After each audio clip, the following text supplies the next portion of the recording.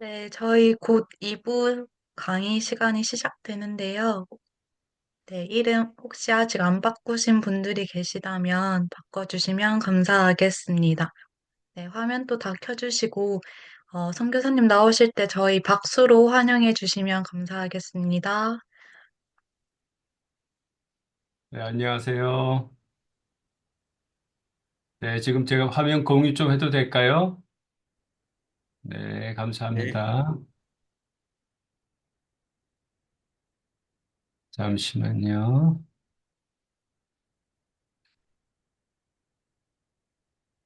자,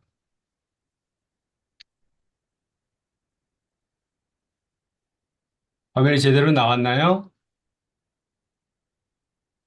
말씀해 주세요. 네, 잘 나왔습니다. 네, 네, 반갑습니다. 저는 김재형 선교사입니다. 제 소개가 된지 모르겠는데, 저를 간단하게 좀 소개를 하고 오늘 선교란 무엇인가 또 스쿨 첫 번째 강의를 여러분들과 나누기를 원합니다. 자, 이게 어느 나라 말일 것 같아요?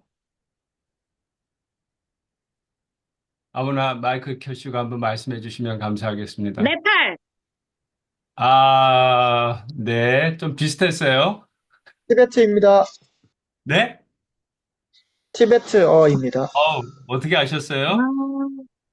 음, 티베트에서 잠시 단기 선교 했었습니다. 그러시군요. 아, 너무 반갑습니다. 저희는 99년도에 KPM과 또 웩이라고 하는 국제 선교단체 파송을 받고 중국 서쪽으로 와서 티베트 지역에서 99년부터 2015년도까지 사역을 했습니다. 저희 집에는 여러분들하고 아마 비슷한 나이 또래, 아니 조금 더 많은 아이들이 제 딸이 둘이 있는데 한번 이름을 들으면 여러분들 아마 잊어버리지 아니하실 것 같아요. 현지에서 수지 맞은 가족입니다. 큰딸 이름이 현지고 둘째 딸 이름이 수지입니다. 96년생이고요.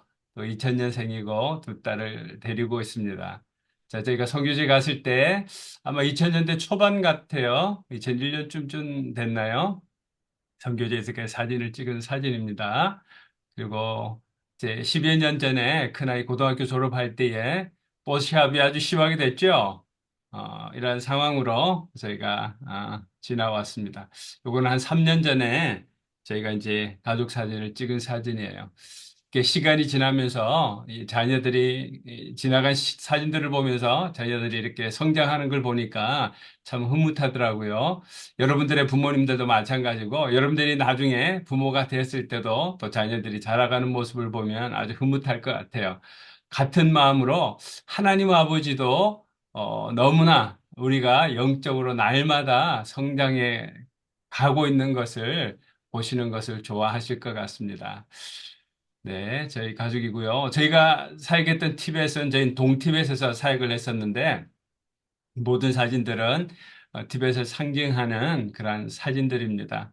날마다 만니차를 돌리면서 이렇게 그들의 다음 생애를 위해서 기도를 하고요. 또 가장 좋은 업을 쌓기 위해서 불교를 좀 아실런지는 모르겠는데 오른쪽 위에 사진에 보면 승려들 사진이 나오죠. 가장 훌륭하고 똑똑한 아들을 사원에 바쳐서 승려가 되게 합니다. 그리고 오른쪽 밑에 보면 이렇게 기도 깃발들이 룽따라고 하는 기도 깃발이 있는데 이 자연 환경이 너무나 덥고 험악하다 보니까 상당히 쉽지 않아요. 살아가는데 위험하기도 하고 그래서 기도문, 주문을 기록한 그러한 기도 깃발을 온 곳에다가 이렇게 걸쳐 놓으면 내세 때 좋은 업을 쌓는다고 그들은 믿고 있습니다. 여전히 99.9999999%의 사람들이 예수 그리스도를 알지 못하고 살아가고 있습니다. 자, 여러분들 중국을 혹시 가보신 분들이 계실지 모르겠는데 중국에 가면 이 복자죠. 그죠? 복 받는다 할 때 복자, 한자인데 이 복자를 거꾸로 이렇게 대문 앞에 설치를 해 둡니다. 저희가 사역했던 그 중국 안에 있는 티벳이죠, 그죠? 티벳은 roof of the world, 그 다음에 top of the world, 세상의 꼭대기다, 세상의 지붕이다, 그렇게 표현하죠. 그래서 제가 그렇게 이야기를 합니다.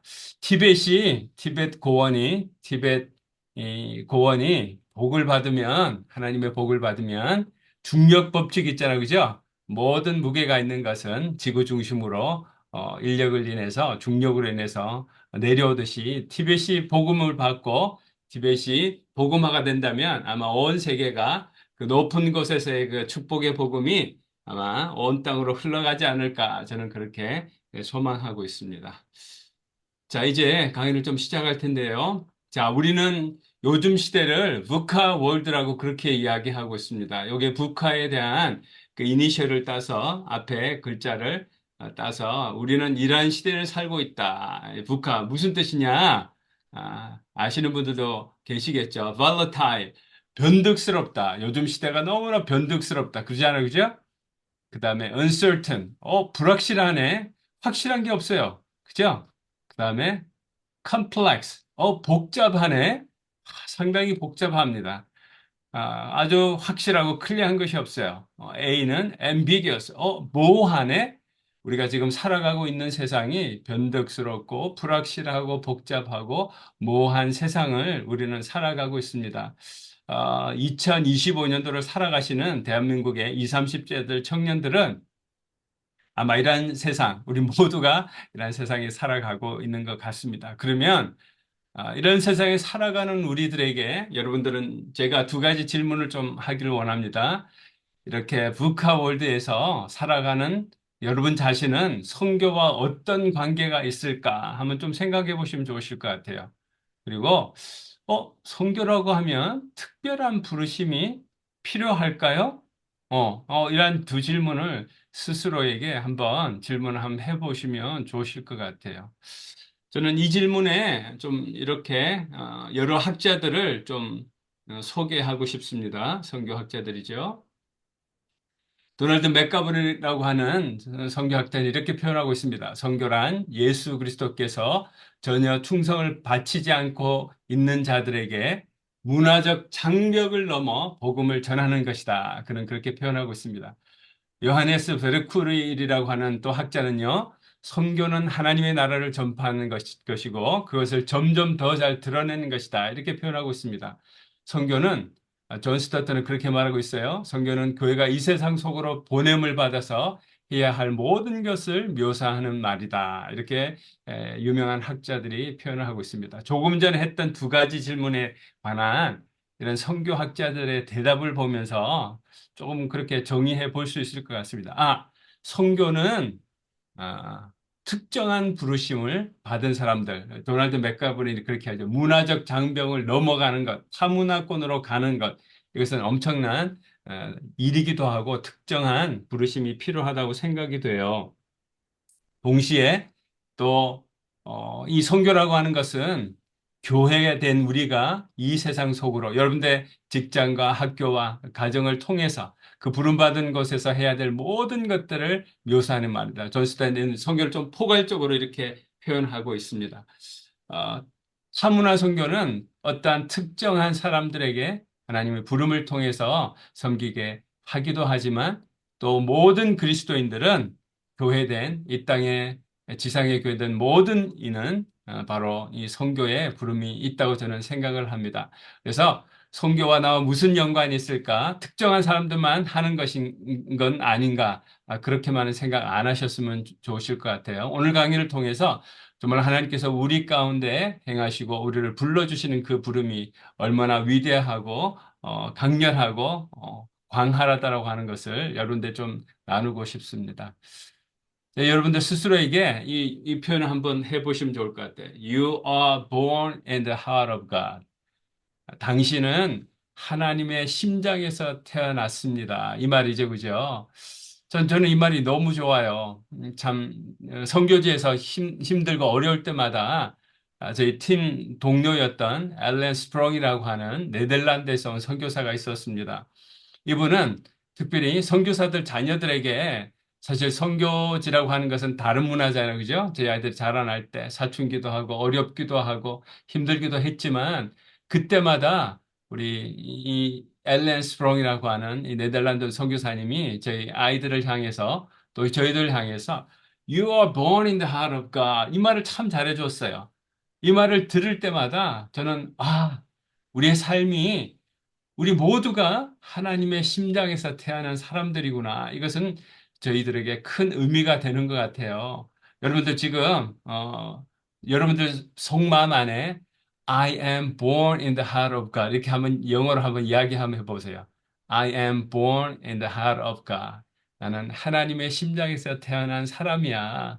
아주 멋진 말이죠. 이것은 우리에게 큰 의미를 주고 있습니다. 우리는 그 VUCA 월드라고 하는 불확실하고 복잡고 확실하지 않고 모호하고 이런 세상에 살아가지만 하나님이 우리를 이 땅에 보내셨을 때는 큰 의미가 있다. 우리는 하나님의 심장에서 태어난 사람이다. 그 이유를 제가 간단하게 좀 이렇게 설명하고 싶어요.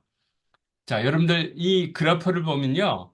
2050년, 지금으로부터 천년 전이죠. 그때부터 지금까지의 이 세상의 인구 분포도를 이렇게 표시해 놓은 겁니다. 여기 1000년 전의 인구가 이거는 이제 유엔에서 나온 통계인데요.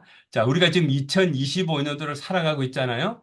자, 우리가 살아온 이 인류의 역사 안에 여기 보면 한 5천, 6천 정도 1000년 전의 인구가 전 세계 인구가 그렇게 되었다고 그래요. 근데 사실은 1세기에 제가 챗GPT를 통해서 1세기에 전 세계 인구가 얼마였을까 찾아보니까 뭐 1억 5천, 2억도 말하고 3억도 말하더라고요. 그런데 1000년 동안 그 인구에 큰 변화가 없었다고 그럽니다. 지금처럼 과학기술도 발달되지 않았고 의학도 발달되지 않았기 때문에 인류가 자녀를 생산한다 할지라도 빨리 죽고 그렇게 많은 인구의 확산은 있지 않았습니다. 그런데 지금 우리가 사는 시대는 1850년도부터 2024년도 한 200년이 채 못 된 이 기간 안에 인류의 역사는 인구의 폭발을 이루고 있습니다. 2100년이 되면 아마 이 전 세계 인구는 100억이 되는 지금 한 80억 8천만 명 정도 된다 그러거든요. 전 세계 인구가. 그래서 지금으로부터 한 65년 정도가 지나가면 한 75년 정도가 지나가면 2100년이 되면 아마 100억이 되어서 인류의 정점을 딛고 아마 인류가 하락할 것이다. 그렇게 인류학자들은 이야기하고 있습니다. 우리는 아주 특별한 역사의 순간에 태어난 사람들이에요. 그래서 우리는 하나님의 심장에서 태어났고 하나님이 2000년대에 우리를 이 땅에 보내주신 것은 아주 큰 의미가 있다. 이것은 바로 우리가 지금 살아가는 시대는 특별히 여러분들의 세대는 디지털 제너레이션이라고 그러잖아요. 아마 마태복음 28장에 모든 민족에게 복음이 전해질 그때에 세상에 끝이 오겠다고 하신 그 말씀. 그리고 예수님이 승천하시면서 천사들을 통해서 그렇게 말씀하시잖아요. 천사들이 너희가 올라가심을 본 그대로 이 땅에 다시 재림하실 것이다. 저는 종종 한번 생각해 봤어요. 예수님이 어떻게 재림하시지? 남반구와 북반구가 있고 또 이 지구에 시차가 있어서 어떤 사람들은 자고 있을 것이고 어떤 사람 일을 하고 있을 게 예수님 오심을 우리가 어떻게 동시에 볼 수가 있을까 생각하다가 디지털 세상이 됐잖아요. 특별히 코로나 지나면서 전 세계적으로 이렇게 줌으로 강의하는 시대가 왔습니다. 하나님의 우리는 초현실적인 역사적 순간에 살아가고 있습니다. 우리를 이 땅에 이 시기에 보내주신 것은 하나님의 큰 의미가 있다고 저는 확신합니다. 자, 그럼 선교가 무엇일까요? 제가 비디오를 하나 준비했는데 잠시 보도록 할게요.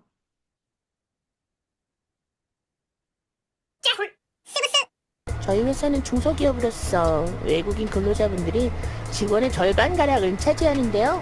얼마 전 회식 때 있었던 일이에요. 갑자기 옆 테이블에서 한국에 온 지 오래되신 외국인 근로자분께서 큰소리로 맞은편 외국인 근로자분과 다툼을 벌이는 것 같더군요. 대화 내용은 이랬어요. 야! 한잔해! 아니요, 나 술 안 먹고. 뭐야, 왜 안 먹어? 한참만 해! 딱 한참만 해! 뭐든 타쿠, 너나 많이 먹어. 야! 너 왜 반말해? 내가 형이잖아. 형이 주는 건 괜찮아. 자꾸 빼먹지 말고 한참만 해.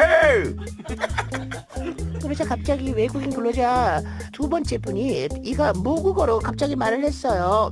가슴 감 관련 삶과 답삼러 건나 쌀까 쌈군 쌈중 중국? 쌈값 쌈끌로 어디 쪽이야? 값길을 태국? 갑타이 태국? 갑접삽 어디? 갑차야 어디야? 갑첩 짭짭 고금탄 외국인 근로자 이가 갑자기 모국어로 쌀라쌀라 말을 하자 외국인 근로자 일은 갑자기 흥분하며 말했어요.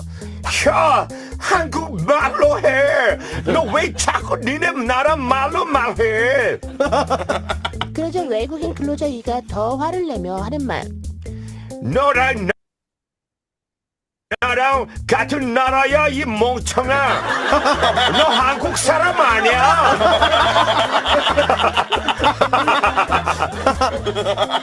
그 말에 주위 사람들이 막 웃자 외국인이 근로자 일이 하는 말. 한국에 오래 살아서 헷갈렸지 알았으니까 빼지 말고 한참만 해 저 한잔 해라, 좀 한잔 해, 그냥. 결국 외국인 근로자인은 마지못해 한 잔을 받았고 모두 웃으며 흐둔하게 회식을 했답니다. 한국에서 오래 일하시더니 한국 회식 문화에 완벽 적응하셨더라고요. 새해에는 모두 다 건강하시고 돈 많이 버셔서 건강하게 모국으로 돌아가셨으면 좋겠습니다. 그냥 여러분들 환기시키기 위해서 재미난 비디오를 좀 준비했어요. 해외 선교, 다문화 선교에 있어서 가장 중요하게 생각하는 선교사들의 과제는요, 바로 다른 문화에 적응하는 거거든요. 근데 사실은 그 다른 문화에 적응하는 그 훨씬 이상의 의미가 선교에 있다고 생각을 합니다. 자, 제가 선교지에서 저희 티베트 사람들 선교기 위해서 복음의 접촉점으로 영어를 가르쳤어요. 그래서 이제 저는 영어 기초반을 이렇게 가르쳤는데 저희 반 학생 중에 승려 출신 학생이 한 명 있었습니다. 그 친구가 참 열심히 영어 공부를 했어요. 왜 그런가 하면 영어 공부를 열심히 해서 자기는 그 땅을 떠날 거다. 억압받고 참 어려운 그 땅을 떠나서 새로운 삶을 살아보겠노라고 아주 열심히 공부를 했어요. 영어 공부를 하는데 단어를 엄청나게 단어장에다 적어서 공부를 해요. 특별히 자기 신체에다가 이렇게 막 글을 써서 이렇게 영어 단어를 외우고 또 저에게 질문하고 그랬습니다. 그런데 어느 날 이 단어를 딱 가지고 왔어요. missionary.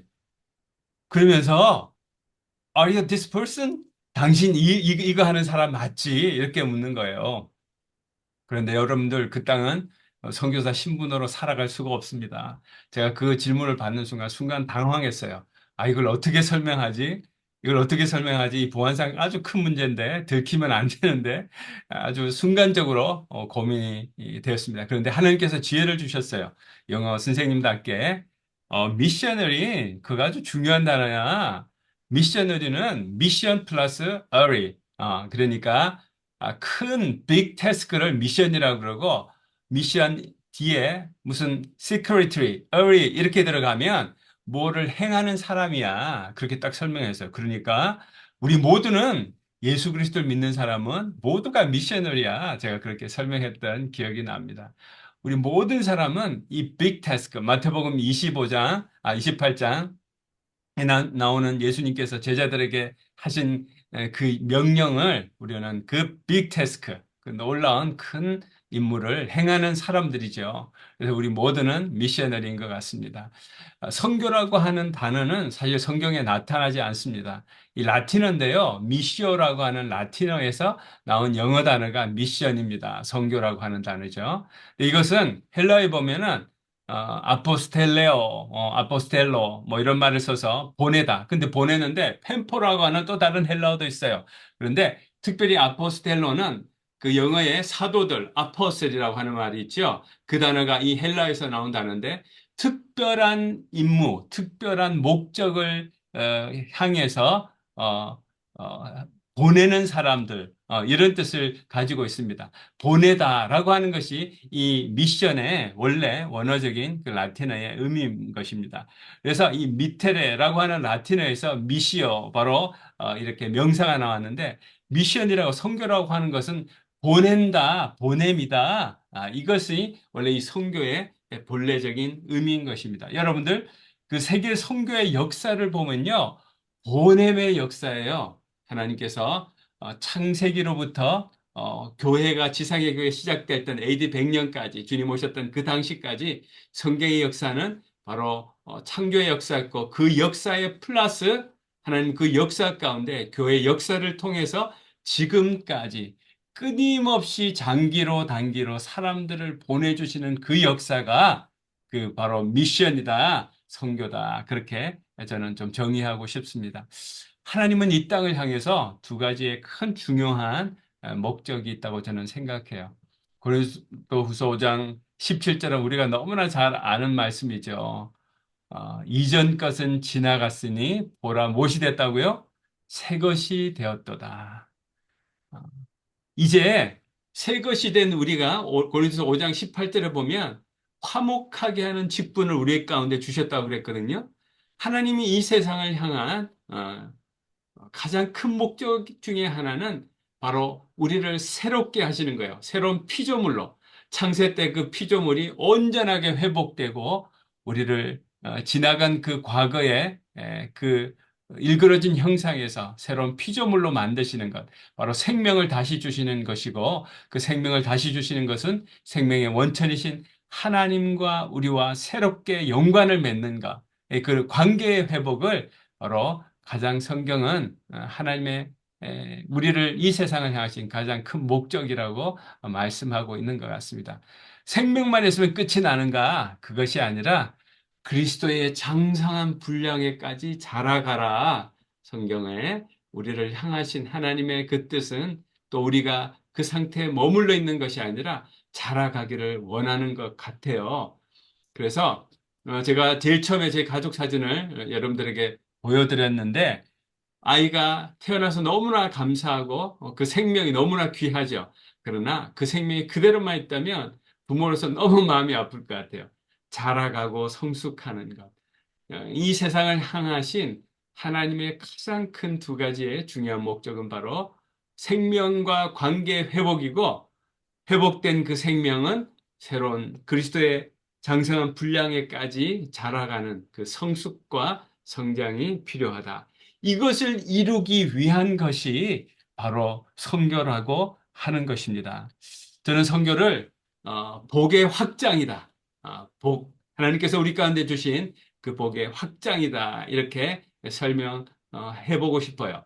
그래서 성경에서 가장 중요하게 생각하는 성경 구절 두 가지가 있잖아요. 그죠? 마태복음 28장 18절에서 20절까지의 말씀이고 사도행전 1장 8절까지의 그 말씀입니다. 이 두 구절은 세계 선교를 향한 아주 중요한 구절이고 우리 모두가 너무나 잘 알고 있는 그러한 구절입니다. 이 두 구절 사이에 한번 잘 공통점들을 한번 살펴보시면 우리 신대원생들도 계시죠? 여기 제가 헬라어로 뭐라고 적어놨는데 무슨 뜻일까요? 에스카토스, 끝이라고 하는 그러한 단어예요. 끝. 자, 선교는 확장이라고 그렇게 이야기했는데 자, 확장이 되어가는 영원토록이 아니라 그 확장에 분명히 끝이 있다라고 하는 거예요. 자, 마태복음 28장에 보면 모든 민족이라고 그랬어요. 자, 아직까지도 제자 삼지 못한 민족이 나중에 말씀드리겠지만 꽤나 많습니다. 우리가 상상하는 그 이상으로 상당히 많은 사람들이 아직도 제자가 되지 못한 민족들이 너무나 많아요. 그리고 예수님은 우리 가운데 그 명령 주시고 또 그 친히 우리 가운데 약속해 주신 것은 세상 끝날까지 어떤 한계가 있는 것 같아요. 선교는 일정한 어떤 한계의 끝이 있다라고 성경 그렇게 우리 가운데 암시해 주고 있습니다. 자, 사도행전 1장 8절에 이 말씀도 한번 우리가 볼까요? 자, 예루살렘으로부터 이제 시작이 됩니다. 주님이 성령이 임하시면 예루살렘과 온 유대와 사마리아 땅 끝까지. 자, 이제 끝이라고 에스카톨로지 그러면 종말론을 말하는 거거든요. 자, 성경은 지금 이 선교의 한계, 끝에 관해서 설명하고 있어요. 자, 선교가 확장되고 끝까지 확장되는데 영원토록 선교가 이루어지는 것이 아니라 선교는 끝이 있다. 그것이 바로 지리적인 확장과 또 관계적인 확장, 인종적인 확장이 있는데 그것은 반드시 끝이 있다. 그렇게 성경은 말하고 있는 것 같습니다. 자, 우리가 잘 아는 사도행전 1장 8절. 지리적인 확장입니다. 선교는 바로 계속적으로 확장되어져 가는 것이죠. 예루살렘과 온 유대와 사마리아와 땅끝, to the end of the earth. 땅 끝까지 가서 가라고 하는 거예요. 성도는. 성령이 너에게 임하시면. 아, 그런데 그런 분들이 있어요. 아니, 우리 주위에도 믿지 않는 사람들이 많은데요. 어떤 복음을 다 전하고 가야 되는 거 아니에요? 자, 우리 주위에 있는 믿지 않는 불신자들과 땅 끝에 있는 불신자들 뭐가 다를까요? 자, 여기서 예루살렘과 온 유대와 사마리아 땅 끝은요. 동시다발적인 그러한 시제를 쓰고 있습니다. 예루살렘을 맞춰놓고 온 유대로 가라. 예수님은 그렇게 결코 말씀하지 아니하셨습니다. 역사적으로 유사일에 예루살렘은 한 번도 100% 복음화된 적이 없습니다. 지금도 마찬가지고요. 만약에 그것이 이 대한민국이 다 복음화되고 선교를 할 것 같으면 우리의 선교의 과업은 시작도 못할 것 같아요. 그래서 이 지리적인 확장은 계속적으로 이루어져야 된다. 땅끝까지. 자, 두 번째는요. 관계의 확장입니다. 여러분들 좋은 친구나 좋은 사람들이 주위에 있다면 또 좋은 친구들에게 또 연결시켜주고 싶고 소개해주고 싶잖아요. 그죠? 특별히 요한일서 1장 3절에 보니까 사도 요한은 이 요한일서를 기록한 사도 요한은 이렇게 고백하고 있어요. 우리가 보고 들은 바를 너희에게도 전함은 너희로 우리와 사귐이 있게 하려 함이니 우리의 사귐은 아버지와 그의 아들 예수 그리스도와 더불어 누림이라. 관계를 그 사귐을 또 나눠주기를 원하는 거예요. 그 나눔의 근거가 뭐라고요? 우리의 사귐은 아버지와 그 아들 예수 그리스도 더불어 누리는 그 사귐을 나는 너희들에게 전하고 싶어. 사도 요한이 그렇게 말하는 거예요. 관계가 계속적으로 그 사랑의 관계가 확장되어 가는 것이 선교다. 선교를 너무 어렵게 생각하지 마세요. 내가 아는 그 소중한 예수님을 전혀 알지 못하는 사람들에게 친구로 소개하는 것이 그 관계가 확장되게 하는 것이 바로 선교다. 이렇게 이야기하는 거예요. 자, 사도 요한이 요한일서에 왜 이렇게 기록해 놨을까? 사도 요한은 사랑의 사도라고 하는 별명을 가지고 있습니다. 요한복음 13장에 보면요.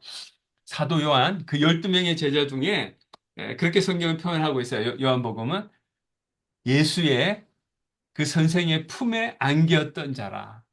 여러분들 예수님의 품에 안길 정도로 이렇게 신체적으로 그렇게 가깝게 여겨질 정도로 사도 요한은 제자된 그 사도 요한은 예수님과 아주 친밀한 관계가 있었던 제자 중에 한 명이었던 것 같아요. 예수님의 깊은 사랑을 그 관계를 깨달았던 사람인 것 같습니다.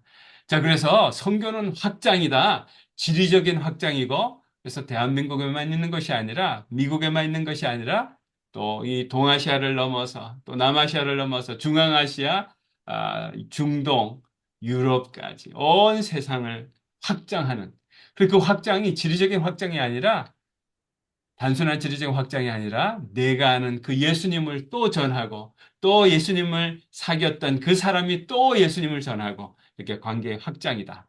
그래서 하나님의 사랑은 계속적으로 확장되는 것 같아요. 그래서 마태복음 28장과 1장 8절 끝날까지 이 선교의 사명은 유대인들에게만 확정된 것이 아니라 지금 우리에게 왔던 이 복음이 다시 한번 아프리카로 전 세계로 돌아가서 확장되는 예수님의 초림을 통해서 이 선교는 끊임없이 확장되는 것이다. 그렇게 생각하면 좋으실 것 같습니다. 자, 성경 전체의 주제는요. 하나님의 구속 사역에 관한 주제입니다. 성경 신학을 할 때에 우리가 어떤 주제를 가지고 성경 신학을 하는데 저는 이 성경 전체가 바로 선교에 대한 하나님 아버지의 마음을 표현하고 있는 책이다. 저는 그렇게 말씀하고 싶습니다. 구약과 신약의 인류를 향한 하나님의 마음이 가장 다 드러나는 표현들이 제가 각각 하나씩 이렇게 가지고 왔는데요. 시편 22편에 보니까 땅의 모든 끝이에요. 그죠? 끝이 여호와를 기억하고 돌아오며 모든 나라의 모든 족속이 예외가 없습니다.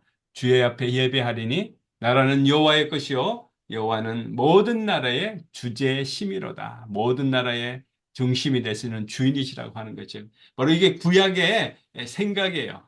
구약의 시편 기자의 고백입니다. 자, 베드로후서 또 3장 9절에 보니까 하나님의 마음을 이렇게 표현하고 있어요.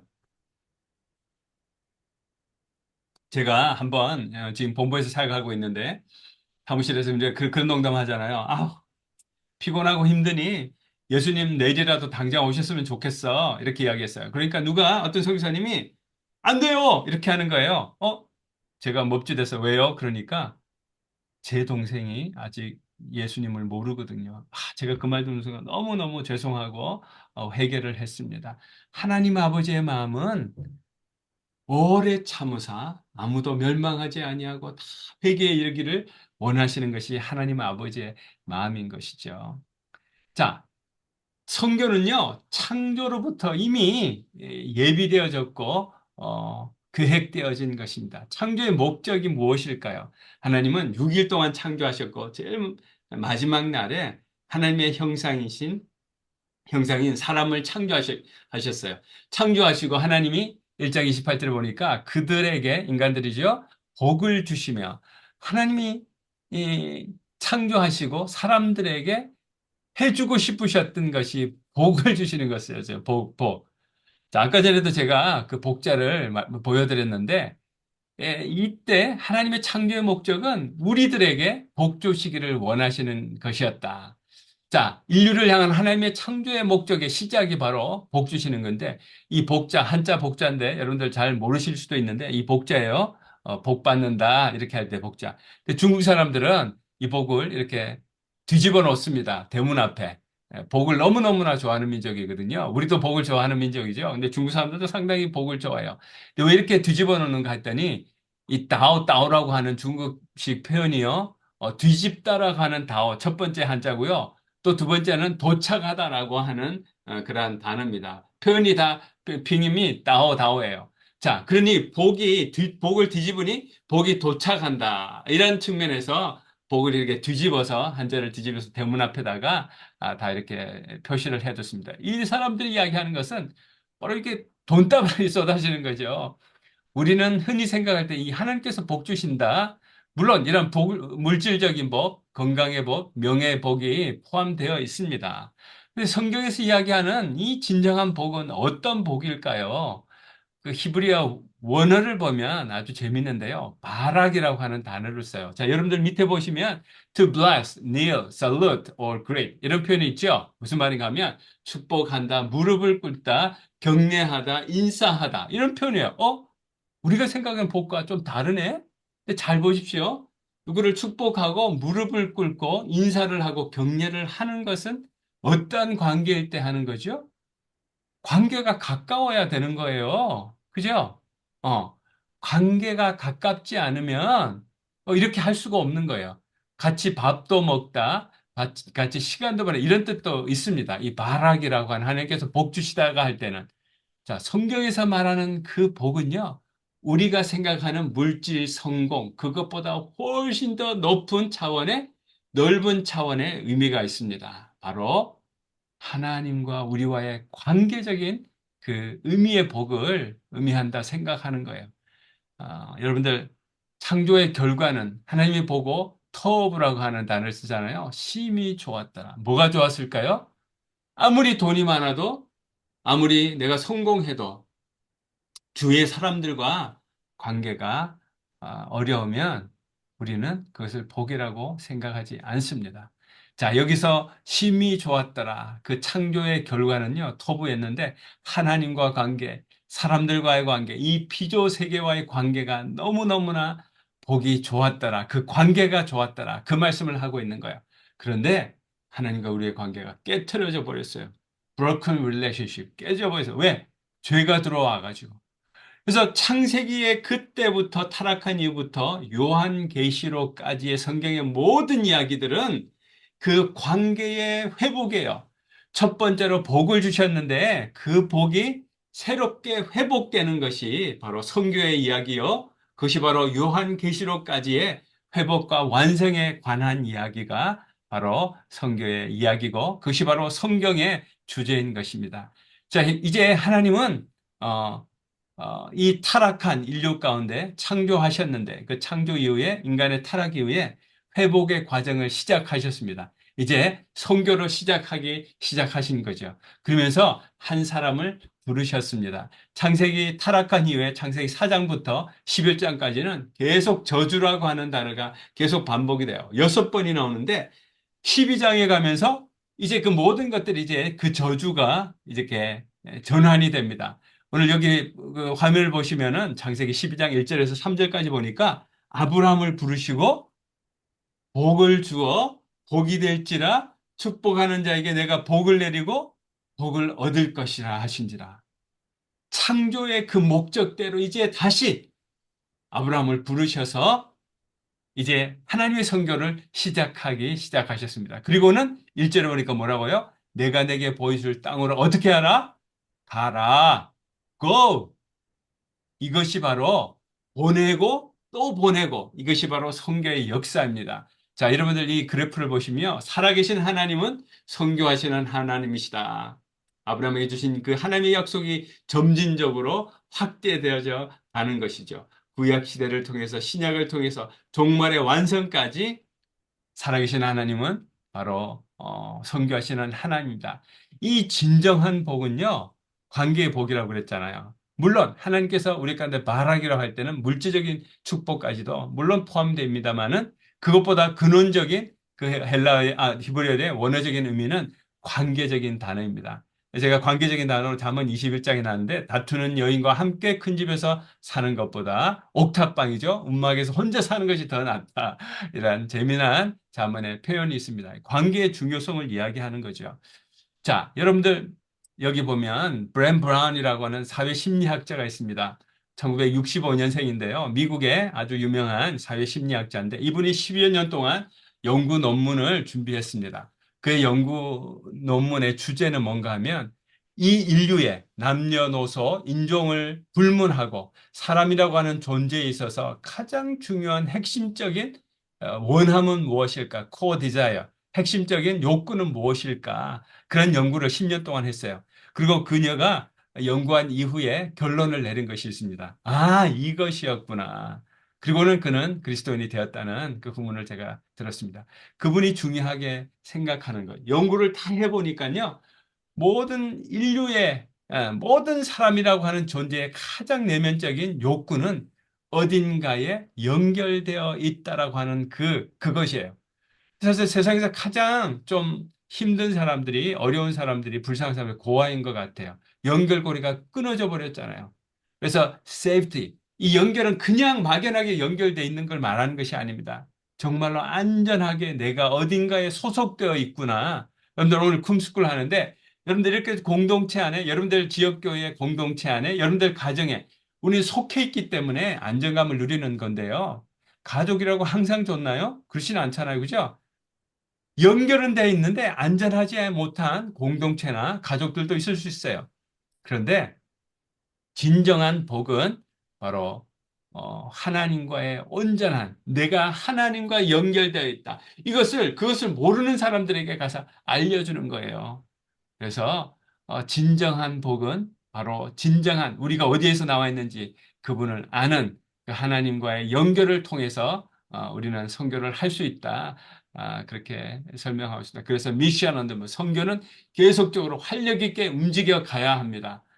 그래서 하나님은 이 아브라함을 통해서 아브라함이 복받는 존재로만 있는 것이 아니라 아브라함 자체가 복이라고 그렇게 이야기했어요. 한 사람을 통해서 땅의 모든 족속이 복을 받겠노라고 이미 하나님께서는 쇼케이스, 모델을 통해서 이미 선교를 시작하셨음을 알리고 있습니다. 아브라함과 우리의 관계는 바로 우리가 영적인 아브라함의 자녀인 거죠. 우리도 동일하게 그의 부르심을 쫓아서 같이 가는 것입니다. 자, 이제 한 사람을 통해서 하나님 부르셨는데 그 한 사람이 이제 민족이 되었습니다. 이스라엘 민족이 되었어요. 그리고 출애굽기 19장에 보면은 이스라엘 백성이 애굽을 탈출해서 이제 시내산에 오게 되는데 십계명을 받고 난 이후에 출애굽기 10장에 19장에 아주 중요한 선교적인 중요한 바로 그런 구절이 나옵니다. 세계가 다 내게 속하였으니 하나님은 이스라엘 하나님이 아니라 온 땅에 온 세계 하나님이라고 말씀하신 거죠. 너희는 언약을 지키면 너희는 열국 중에서 뭐가 되겠다고요? 내 소유가 되겠다. 그리고 너희가 내게 대하여 제사장 나라가 되며 거룩한 백성이 되리라. 나는 이 말을 모세에게 하신 말씀을 이스라엘 자손에게 말하라고 하는 거예요. 자, 여기서 중요한 단어가 소유라고 하는 단어예요. 저는 이 단어 참 좋은 것 같아요. 세귤라. 이 말은 무슨 말인가 하면요. 특별한 존재, 특별한 보물, 특별한 소유물이라고 하는 뜻이에요. 특별하다라고 하는 건 뭐죠? 이스라엘을 가까이 두겠다고 하는 거예요. 아주 귀한 보물이라고 하는 거예요. 너는 이제 다시 창세기에 창조하셨던 그 모양 그대로 이스라엘을 새롭게 택하셔서 택하신 목적이 있어요. 제사장 나라가 되게 하기 위해서. 자, 제사장의 역할은 무엇입니까? 하나님과 사람의 중간에 그 역할을 하는 거잖아요. 그죠? 모든 민족과 열방 가운데 하나님과의 연결시키는 중간 통로로서 제사장 나라의 사명을 이스라엘에 주셨어요. 그래서 이 이스라엘이 축복의 통로가 될 수도 있고 복의 통로가 되는 거죠. 아니면 이렇게 막힌 담이 될 수도 있는 것입니다. 여러분들, 우리는 이제 영적인 이스라엘입니다. 우리가 복을 받는 존재가 아니라 이미 복받은 존재예요. 왜? 하나님과 관계를 맺은 사람들이기 때문에, 예수를 믿은 사람이기 때문에. 그래서 하나님은 이 이스라엘을 택하셨는데 하나의 모델로 이 이스라엘이 그 역할을 감당하지 못했습니다. 이스라엘만 감당하지 못했을까요? 한국 사람도 감당 못했을 것 같아요. 인류가 가지는 그 한계가 있었습니다. 그럼에도 불구하고 하나님은 이 인류의 역사 안에 이스라엘이라고 하는 한 민족을 통해서 하나님의 그 선교의 마음을, 이 땅을 향한 마음을 끊임없이 이스라엘 역사를 통해서 부어주셨습니다. 그래서 이제 드디어 구약의 그 모든 시대가 지나가고 하나님 그 자신이 이 땅에 최초의 선교사로 오신 거죠. 그분이 바로 우리가 너무나 잘 아는 우리의 구세주 예수 그리스도이십니다. 맥스 루카도가 이런 표현을 썼어요. 너처럼 될 만큼 너를 사랑했다. 이 말씀이 얼마나 위대한 말씀인 것 같은지요. 내가 누구인데, 우리 스스로는 너무 잘 알잖아요. 우리가 너무나 부족하고 너무나 아닌 사람인 것을 우리는 너무나 잘 압니다. 최초의 선교사의 그 고백이 너처럼 될 만큼 너를 사랑했대요. 선교사로, 단기 선교사로 가든지 장기 선교사로 가든지 선교사들의 태도는 바로 이렇게 돼야 될까요? 너처럼, 당신들처럼 될 만큼 나는 당신들을 사랑합니다. 최초의 선교사이셨던 예수님이 바로 그 모습으로 이 땅에 오셨기 때문에, 그리고는 제자들에게 동일한 보내신 것 같이 나도 너희를 보내노라. 또 선교 역사가 또 이렇게 진행이 되어져 가고 있습니다. 그러면서 신약에 와서는 이 하나님 나라의 영적인 백성의 신약 백성, 신약의 교회의 정체성을 이렇게 표현하고 있죠. 그러나 너희는 택하신 족속이요, 왕 같은 제사장들이요, 거룩한 나라요, 그의 소유가 된 백성이니. 어디서 많이 듣던 표현이죠? 출애굽기 19장의 그 내용입니다. 이 동일한 단어들이 겹쳐요. 구약의 표현과 이제 신약 백성들, 하나님 나라의 교회의 정체성을 사도 베드로는 이렇게 표현하고 있습니다. 덕을 선포하게 하려 하심이라.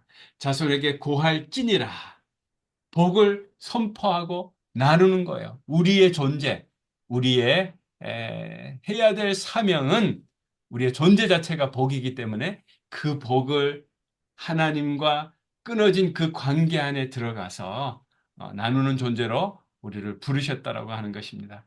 그래서 하나님은, 예수님은 이 땅에서 승천하시기 전에 바로 마태복음 28장의 이 놀라운 Great Commission, 우리에게 대사명을 우리 가운데 주셨습니다. 자, 그런데 여기에 모여있는, 예수님의 승천하심을 보려고 모여있는 이 제자들에게만 하셨냐? 17절에 보면은 그 중에 의심하는 자들도 있더라. 이렇게 성경이 표현하고 있어요. 마태복음 28장 17절에 보면. 무엇을 말씀하시는 겁니까? 그 의심하는 자들에게까지도 예수님은 이 말씀을 하셨다라고 하는 거예요. 그러니 우리는 예외가 될 수가 없다. 우리는 영적인 아브라함의 자녀된 우리는 땅의 모든 민족이 너로 말미암아 복을 얻을 것이라. 너에게도 해당이 되는가?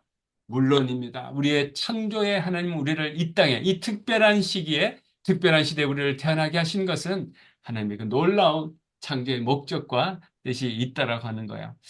저는 성경하는 게 너무 어려울 것 같은데요. 너무 쉽지 않을 것 같은데요. 신학교만 가야 되는 거 아니에요? 특별한 사명을 부름을 받아야 되는 거 아니에요? 이런 질문들이 우리에게 있을 수 있겠죠. 이런 영적인 거장들만 하는 게 선교 아닌가요? 여러분들, 시대가 변했어요. 저는 이 시대를 총동원 선교 시대다, 이렇게 표현하고 있어요. 제가 이 AI로 이 유럽의 거리를 만들었는데요. 여러분들, 길에 걸어 다닐 수 있는 누구든지, 예, 마태복음에 그 예수님의 그 비유가 나있죠. 길거리에 있는 모든 사람을 끌어들여서 초청하라. 그죠? 하나님은 이전에는 이 디지털 세계가 아니었을 때는 우리가 잘 소식을 못 들으니 특정한 유명한 사람들을 이렇게 내세워서 선교의 복음의 메시지를 자극을 하셨던 것 같아요. 그런데 이제 이 디지털 세상이 되어서 우리가 언제 어디서나 정보와 상황들을 쉽게 접할 수가 있습니다. 이제는 우리 모두를 부르는 총동원 선교 시대를 맞이하고 있습니다. 특정한 부르심과 특정한 능력 있는 사람만이 선교에 동원되는 것이 아니고요. 물자와 모든 것이 집중되는 총동원 선교 시대를 우리는 맞이하고 있습니다. 그래서 여러분들 모두는 이 선교의 예배가 될 수가 없습니다. 그런데 끝이 있어요. 선교는 끝이 있습니다. 그러나 예배는 영원합니다. 제가 이거 티베트에 사역할 때에 조 예슈이미안 티베트말로 주기도문을 이렇게 표현하는데요.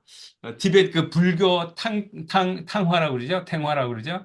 티베트말로 탕카라고 그러는데 그런 식으로 불교도들이 이해하기 쉬운 복음의 요한계시록 7장 9절을 이렇게 그림을 그린 겁니다. 존 파이프 목사님 그렇게 이야기하죠. 선교가 존재하는 이유는 예배가 없기 때문이다. 그렇게 표현하고 있습니다. 지금도 예배가 없는 땅이 너무나 많습니다. 여러분들 요한계시록 7장 9절 셀 수 없는 무리들이 여호와 앞에 종려가지를 들고 나타나서 어린 양 여호와 앞에 찬양하는 그 모습을 표현하고 있지 않습니까? 이게 창세기부터 시대된 그 선교가 요한계시록으로 끝이 나는데 셀 수 없다. 여러분들 제가 부산에 제가 선교지 나가기 전에 90년대 때 부산에 있는 제1영도교에서 제가 사역을 했었어요. 제가 주일날만 되면 부교육자들이 이렇게 성도들이 그때는 상당히 이렇게 꽉꽉 찰 예배에 오던 그러한 때였습니다. 우리 교단에서는 꽤나 큰 교회가 역사적인 교회죠. 이제 줄 되면 이제 부교육자들이 그 지역을 딱 맡아가지고 성도들이 몇 명 오는지 빠르게 숫자를 셉니다. 10명, 5명, 10명, 20명 이렇게 세죠. 여기 보니까 셀 수 없는 무리들이 셀 수가 없어요. 셀 수가 없어요. 이 셀 수 없는 이 놀라운 광경을 우리는 소망하고 이 예배하는 그것이 이 선교의 가장 마지막 우리의 목적이 아닐까 그렇게 생각합니다. 우리에게 주어진 unfinished task, 미션이 남아있는 거죠. 예수님은 제자들에게 이렇게 이야기하십니다. 제자들에게 이르시되 주수할 것은 많되 일꾼이 적으니 보내주소서. 일꾼이 너무 필요해요. 우리에게 남겨진 사명이 어떤 것일까요? 오늘 보니까 다양한 지역에서 들어온 것 같아요. 그죠? 대전에서도 들어오시고 평택에서도 들어오시고 부산에서도 들어오시고 우리 고신교회에 있는 모든 청년들이 각 지역별로 다 들어오신 것 같은데 너무 좋아요. 여러분들이 살고 있는 지역의 인구가 어느 정도 되는지 여러분들 아세요? 제가 지난주에 부산을 다녀왔는데 부산에 한 350에서 60만 정도 된다고 그러더라고요. 이 정도 많이 줄었어요. 여하튼 평택 한 어느 정도 인구가 될까요? 대전 어느 정도 인구가 될까요? 여러분들 사는 인구 한 100만에서 200만도 될 수도 있었고 서울 사시는 분들은 1000만 그렇게 말씀하시죠. 그 중에서 예수 믿는 사람이 하나도 없다고 한번 생각해 보세요. 우리가 가만히 있을 수 있겠습니까? 예수 그리스도의 여자도 들어보지 못한 사람들이 있다면 우리는 마음이 안타까울 것 같아요. 주님의 마음은 더더욱이나 안타까울 것 같아요. 자, 여러분들 여기에 조시아 프로젝트에 나오는 민족들에 대한 분포도인데요. 여기 크리스찬이라고 0.00% 나오죠. 베달 인도네시아 힌두 사람들은요. 그리스도인이 하나도 없습니다. 자, 여기 파슈툰이라고 하는 파키스탄에 있는 아프가니스탄에 있는 그 종족들과 마찬가지 같은 종족의 파슈툰. 크리스찬이 어떻게 나오죠? 0.00이에요. 지금 2025년도 5월 통계를 보면 전 세계 인구는 80억 8천여 명 정도 된다고 그럽니다. 뭐 정확한 숫자는 아니라도 대략 이 정도 된다고 그래요. 전 세계 종족은 인종적으로, 언어적으로, 문화적으로 같은 것을 공유하고 있는 한 그룹들을 종족이라고 그러는데, 한민족이라고 그러죠. 우리를 일본족, 뭐 한족 그렇게 표현하고 있습니다. 그것이 17,351여 종족 정도 된다고 그래요. 자, 그 사람들 중에 81억 명 정도 중에 미전도 종족이요 34명이나 되는 거예요. 그리고 미전도 종족이 7,200여 종족이 된다고 합니다. 우리에게 남겨져 있는 이 선교의 과제가 너무나 많습니다. 이 엄청난 사람들이, 이 다양한 사람들이 복음을 모르고 하나님과 끊어진 그 관계, 진정한 복을 알지 못한, 복된 우리가 가지 아니하면 그 복을 알 수가 없어요. 여전히 긴급한 필요가 있습니다. 제가 속해 있는 또 다르게 웩선교회는요, 웩선교회가 했던 1913년대 찰스 토마스 스타드라고 하는 캠브리지 세븐맨 중에 한 분이신 이 선교사님이 이런 표현을 했습니다. 어떤 이들은 교회나 예배당의 종소리를 들으며 살기를 원하겠지만 나는 지옥의 앞마당에서 구조소를 운영하고 싶습니다. 구령의 열정이 엄청났던 그런 선교사였습니다. 우리는 모든 민족에게 복이 되기 위해 복을 받은 자입니다. 우리는 복 받은 자입니다. 어떻게 하기 위해서? To be a blessing to others. 누군가에게 복이 되기 위해서 복을 받은 자입니다. 예수님께서 제자들에게 내가 너희를 보낸다. 지금도 그의 제자인 우리들에게 우리를 보내시고 또 보내시기를 원하시는 것이에요. 우리 금스쿨을 통해서 또 단기 선교, 여러분들 젊었을 때에 또 여러분들 헌신을 통해서 또 누가 합니까? 하나님이 여러분들 장기 선교사로 부르실지, 다시 한번 이때에 이 젊은 시간에 이 금스쿨을 하면서 하나님의 그 놀라우신 사랑과 그 관계를 다시 한번 묵상해 보시면 하나님의 그 놀라우신 뜻을 우리가 이해할 것 같습니다. 자, 오늘 강의를 마무리하겠습니다. 성경은 선교에 관한 책입니다. 하나님 아버지의 마음에 관한 책입니다. 선교는 하나님의 아버지의 마음이고 하나님의 사역이십니다. 선교는 교회의 필수 사항입니다. 새로운 형태의 이전의 이스라엘 민족과 같은 그러한 선민 사상이 아니라 겸손하게 제사장, 축복의 통로가 되어야 할 것입니다. 마지막으로 제가 비디오 하나 보여드리고 강의 마치도록 하겠습니다.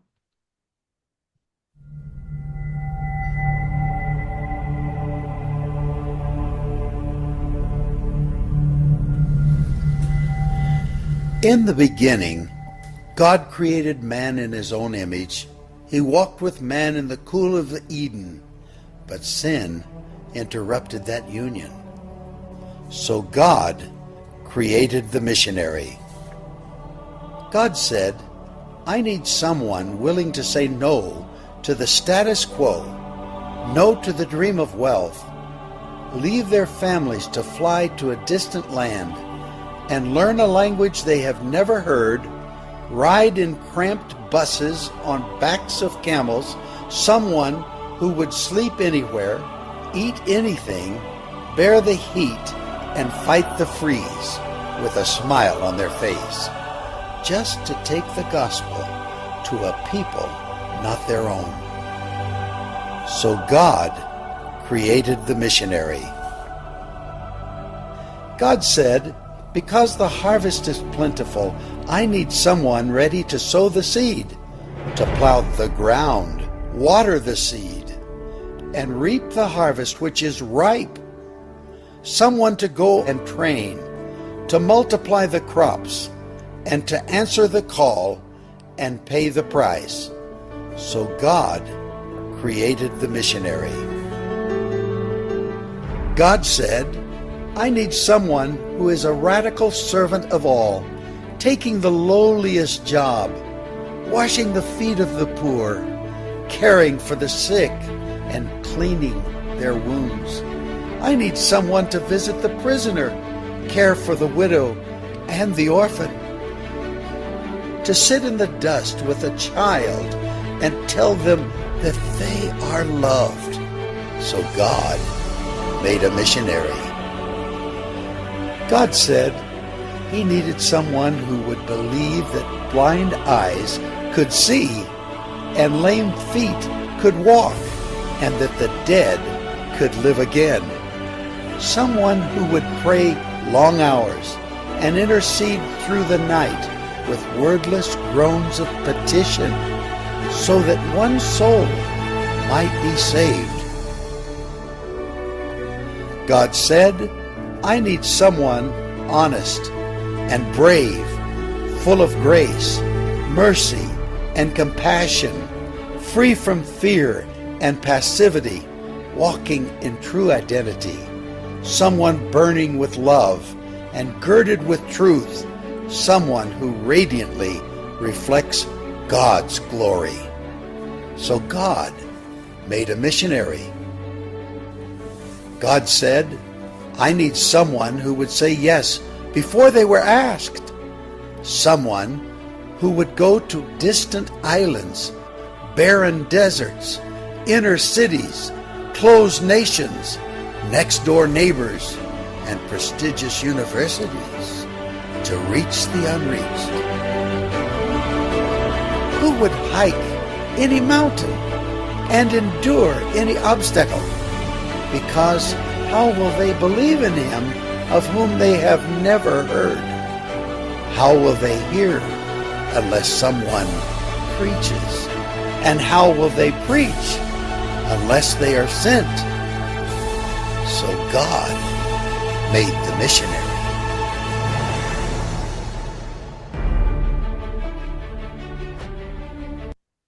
여러분들 어떻게 선교를 감당할 수 있을 것 같습니까?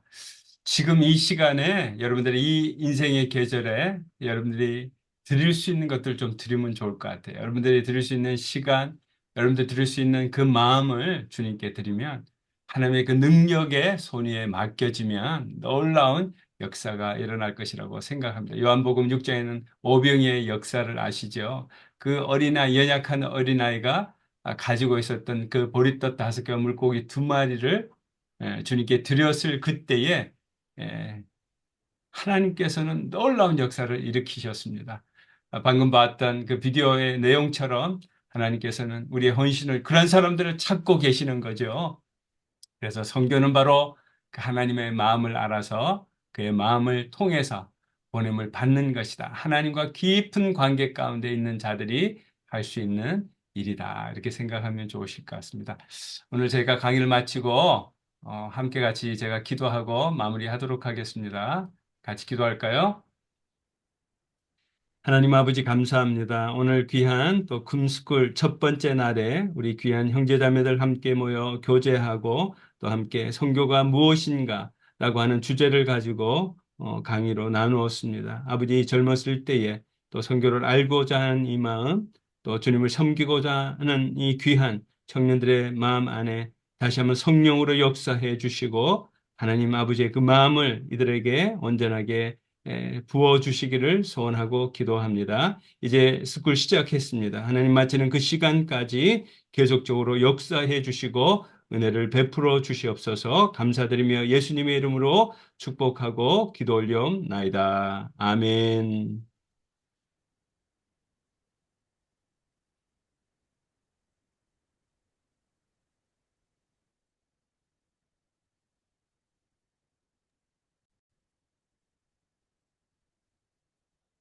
네, 저희 선교란 무엇인가라는 주제로 강의해주신 김재영 선교사님께 다시 한번 감사의 인사드리면 좋겠습니다. 네, 감사합니다. 네, 5기 컴스쿨에 참여하신 여러분들을 환영하고 축복합니다. 저는 이번 스쿨에서 기획팀으로 섬기고 있는 이세희입니다. 이번 스쿨에 참여하는 모든 훈련생 분들이 이 세대를 본받지 않고 복음으로 거룩하게 되어 각자 자신의 삶의 영역에서 선교적 삶을 살아갈 수 있기를, 또 오늘 선교사님께서 말씀하신 것처럼 선교는 하나님의 마음이며 하나님의 사역입니다. 여기 모인 우리가 그 일에 함께 동참하기를 간절히 소망합니다. 네, 다음은 광고 내용입니다. 네, 저희가 오늘부터 4주간 스쿨이 진행되고 있습니다. 오늘과 똑같이 화요일 7시에 진행이 되고, 줌은 6시 50분부터 입장이 가능합니다. 네, 입장하실 때는 반드시 화면을 켜주시고, 또 이름을 몇 조 땡땡땡으로 바꿔주시면 감사하겠습니다. 저희가 화면을 켜달라고 부탁을 드리는 이유는 저희가 출석 인증 때문이기 때문에 혹시 부득이한 사정으로 켤 수 없을 때는 미리 조장을 통해서 말씀해 주시면 감사하겠습니다. 네, 저희 4주 전체 출석과 레포트 및 독서 감상문을 모두 제출하셔야지 수료하실 수 있습니다. 키트가 저희가 다음 주 금요일, 토요일에 진행이 되는데요. 키트 모임은 모두 필참이며 부득이한 사정이 있을 경우에는 조장을 통해서 전달 부탁드립니다. 기준 미충족 시에는 저희가 조건부 수료로 진행됩니다. 네, 다음 광고는 아직 신청서와 훈련비를 내지 않으신 분들이 계시는데 최대한 빨리 제출해 주시면 감사하겠습니다. 네, 그리고 앞서 말씀드린 것처럼 저희 키트 모임이 다음 주 금요일, 토요일 고신총회 세계 선교회 센터에서 진행이 됩니다. 미리 일정을 조정하시고 자세한 광고는 저희가 추후에 다시 전달 드리도록 하겠습니다. 그리고 주변에 스쿨 훈련생이 아니더라도 선교 관심자가 있다면 조장에게 말하신 후 함께 참석 가능하니 많은 홍보도 부탁드립니다. 네, 다음 광고입니다. 다음 주 강의는 저희가 선교지, 종교와 문화라는 주제로 진행될 예정입니다.